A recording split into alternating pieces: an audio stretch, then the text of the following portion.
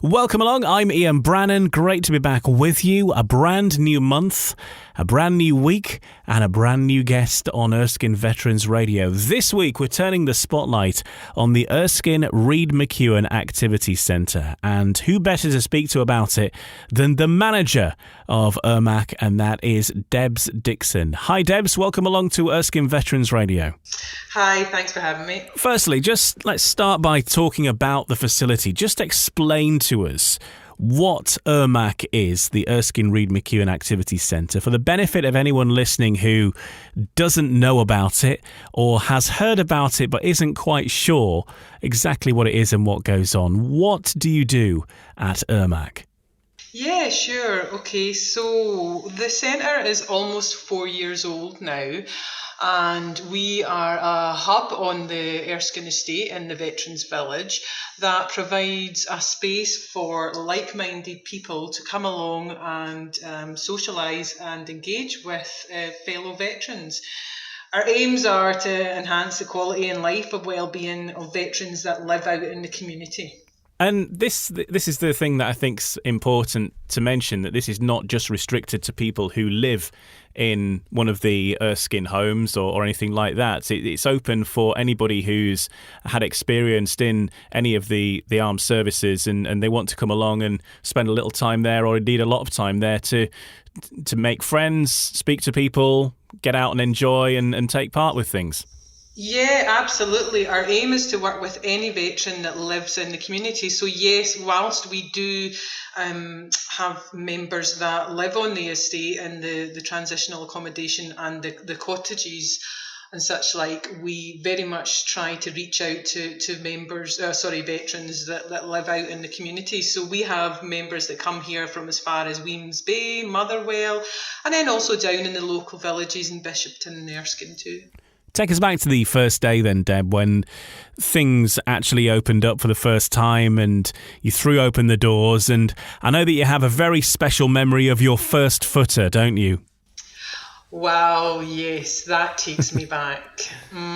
Our first footer was a very special chap. His name is George Sharp.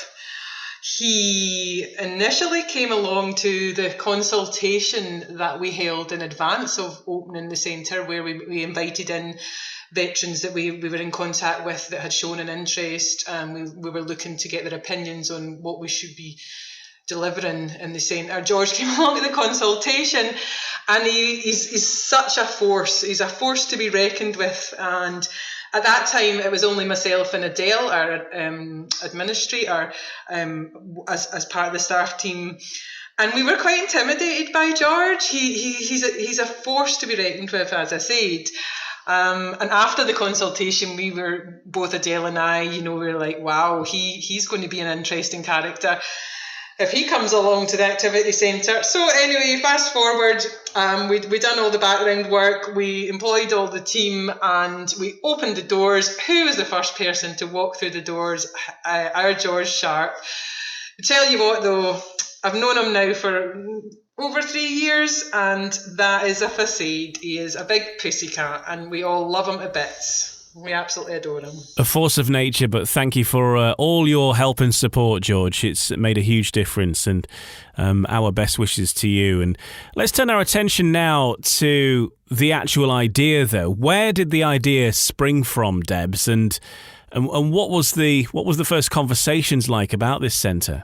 Yeah, so the idea initially came from the trustees and the previous chief executive. They wanted to expand the services that they provided to veterans, hence the Veterans Village. So I came along in 2018 to support them with building the activity centre and looking to support veterans that live out in the community to share their skills, and we support an increased social network for members. And what was your backstory, Debs? How did you find your way to the Erskine Veterans charity, and what was your journey up until that point? I've worked in the voluntary sector for near on 13 years now, and I've always worked in community support, working with predominantly areas of deprivation, so running employability programmes, programmes for people who are furthest removed from the job market, people who are perhaps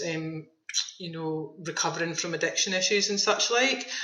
So been doing that, and then about 4 years ago, the opportunity came up to come along and do this and work with the military community, and never looked back. Absolutely. Let's look at the ERMAC experience then. If I've never been before, what am I going to experience? What are the kind of things that I'm going to do? And what can I expect from my trip to the Erskine Reid Macewen Activity Centre? It's very relaxed. You can come along and you can do as much or as little as you want. Ultimately, it's a social experience. You can come along, you can have a cup of tea, we provide a bit of lunch, and you can hang out with some like-minded people. We have a timetable of activities that we provide. We bring in tutors who are qualified in their specialist areas. So we run art classes, we run IT classes, we run a wood workshop, we have genealogy going on, Tai Chi classes, pottery classes, all these kind of things, and you can take part in as much or as little as you want. Looking at the timetable for some of the sessions that you do, the different classes, and there's a wide range. There's everything from upcycling and archery, pottery, bushcraft, IT, gardening, and you have social sessions as well.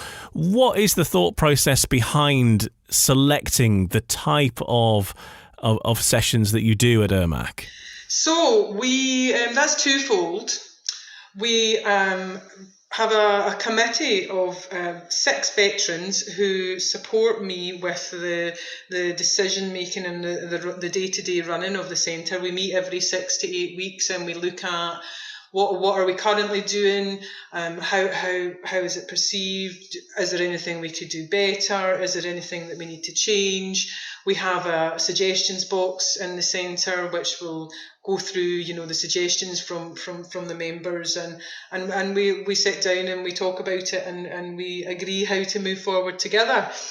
Also, football, we put in activities at the beginning of the service when we first started, and if members aren't finding that's something of interest to them anymore, we'll change it and we'll put on something else that is of interest.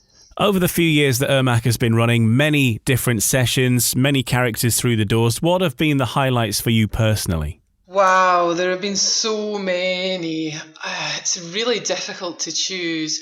However, the best thing about being at ERMAC is the atmosphere. Everybody who visits, anybody that comes through the front door, always talks about the atmosphere and the positive experience, and everybody's got a smile on their face, everybody's relaxed. We all look out for each other, we all support each other. Yeah, there might be problems going on outside, people might have different things that they're dealing with. However, there seems to be this kind of magic when people walk through the door. That's forgotten. And what are the challenges that you face on a regular basis, or indeed over your time working at ERMAC? What are the things that you have to sort of stop and think about a little bit more? I am not a veteran, and I am not. Our average age is 65, and generally our membership is male. So if there's decisions to be made, I like to consult people. I need to talk to people. I need to ask. I need to communicate. I need to get opinions. There's no point in me trying to make decisions without speaking to people. However, I make life difficult for myself because everybody is an expert on different situations. For example, we recently were given some money to buy an outdoor hut for our gardening group, and consulting a large group of men about what kind of hut you should buy, where you should buy that hut, how you should build that hut, how you should treat that hut, how you should paint that hut. It gets difficult, but we got there in the end. We've got our hut and it's fabulous. How many veterans does it take to build a hut? Exactly. Exactly.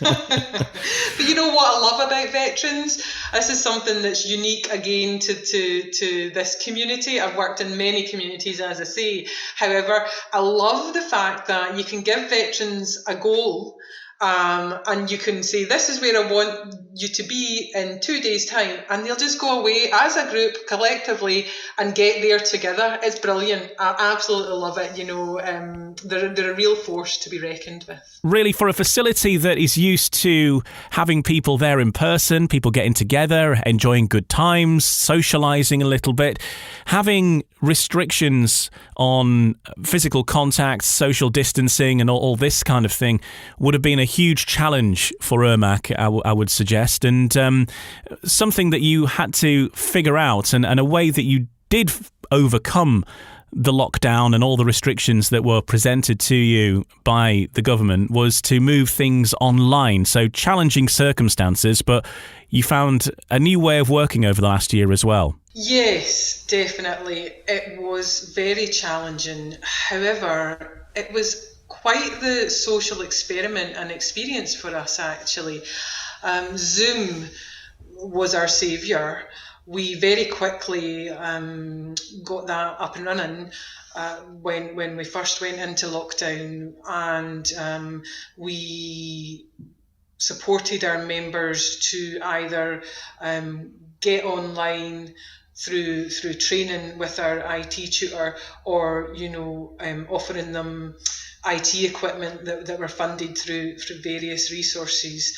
And yeah, we managed very quickly to be delivering almost a remote ERMAC. So we had a timetable of activities that was very, very similar to what we have in-house. So on Monday we'd be doing our art classes, on Tuesday we would be doing our pottery classes just remotely. Our therapist Morag was still doing our one-to-one groups, So it was very much just a remote service. And you know what a lifeline for the members and for the staff during those hard times when there was long periods where people were isolating alone. Majority of our members were isolating alone for long periods of time, and to have that there available, accessible, friends that you knew to support you through the tough times, was invaluable. So thank you, Zoom creator. Yes, we all wish we'd have bought shares in Zoom in 2019 had we known. Yeah.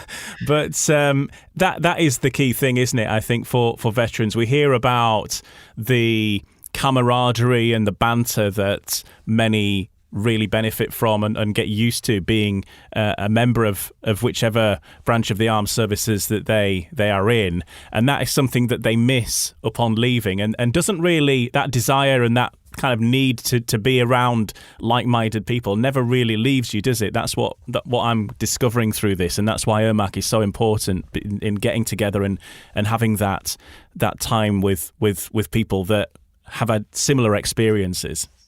Absolutely.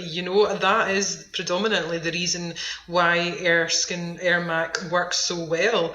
I'm a civilian, and the members that come in here, they all have a shared experience that civilians just will never understand. So for them to have a place to come where they don't have to necessarily explain themselves, and they understand each other, it's unique. Very unique. And when you're talking about the veterans that help you regularly, the ones that get involved the most and have helped form the centre in many ways over the years, a lot of your veterans that leave the armed forces come away with actual trades or particular skills, for example, logistics or engineering in some way. And these skills will be great to harness to help further the development of ERMAC, and you can put them all to good use.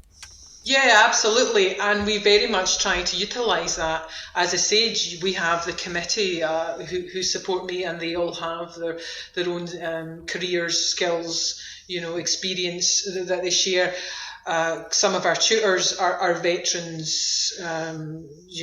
We encourage any veteran who wants to be more involved in the delivery of the centre to be as involved as they'd like. We have veterans who lead our model making classes. We've got a veteran who writes a monthly newsletter. We've got veterans who lead walking groups, who enjoy fitness. We very much encourage people who want to share their skills and experience with us to do that. So things now getting back to normal following the last year, and tell us about the exciting new projects that you've got on the horizon over the coming months. Yeah, okay. So we are just about to complete our refurbishment. So that will allow us to expand the service. Previously, we could support, 20, 25 veterans a day. We'll move forward to supporting up to 40 veterans a day. On completion of the refurbishment, we will have access to a brand spanking new wood workshop. We've just went into partnership with another organisation, Commonweal.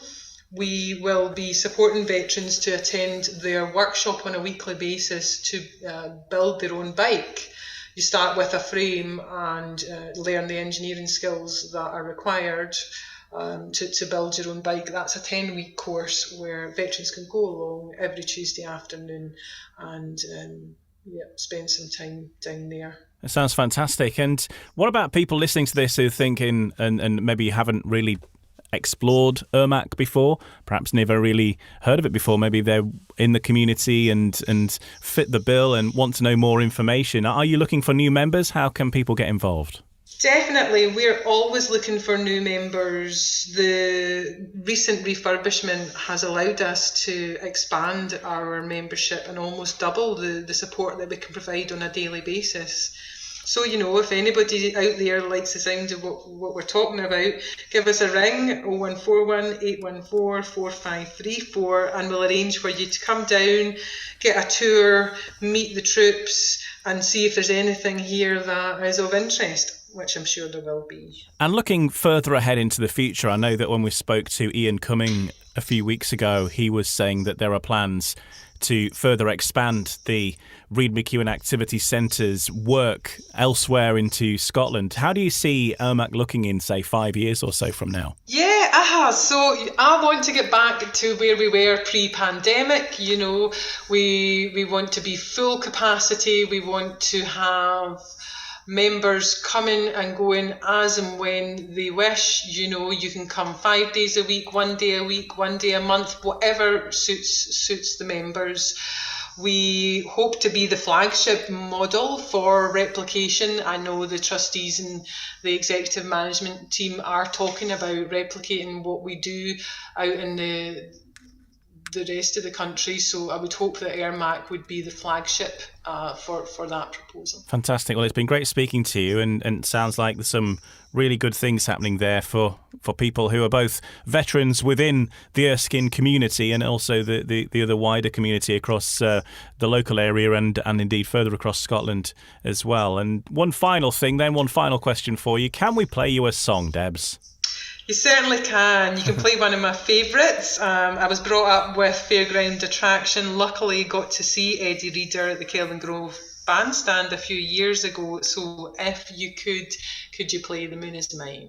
Okay, bit of Fairground Attraction for you. Thank you very much for joining us on Erskine Veterans Radio. Thanks.